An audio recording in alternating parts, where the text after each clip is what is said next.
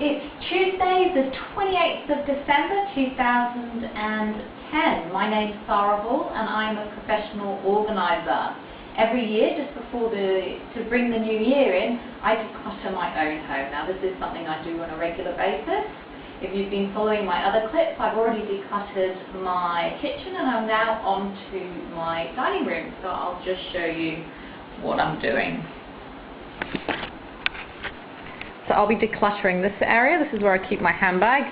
Interesting enough, this is a handbag I can't decide whether or not I want to keep.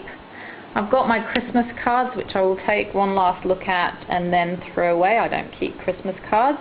But these cards are from my 40th. I turned 40 the other day, and so I will be collecting these up and having a look, and I'll probably be keeping most of those because they are quite special. Now I have two display cabinets. I know I don't want to get rid of anything out of this display cabinet, so it's just a matter of taking it all out and cleaning it. And then I have a display cabinet here, which I have a feeling a few things will be taken away and got rid of. Mostly, I know I'm going to get rid of that candle. I don't like the look of it. It's old, doesn't look nice, and I'm more likely to use the tea light candles. I think they look nicer. And I can see a pot at the back which is worth some money, so I don't know whether or not I should sell that.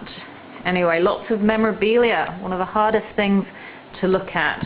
Now my kitchen is right next door to my dining room, so I will be using this surface to declutter onto it. It's always good to pick a surface to help you do that so that you're not bending down, you can see everything out in front of you.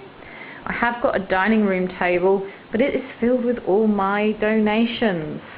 So that's where we are so far. I will get onto that and I will report back.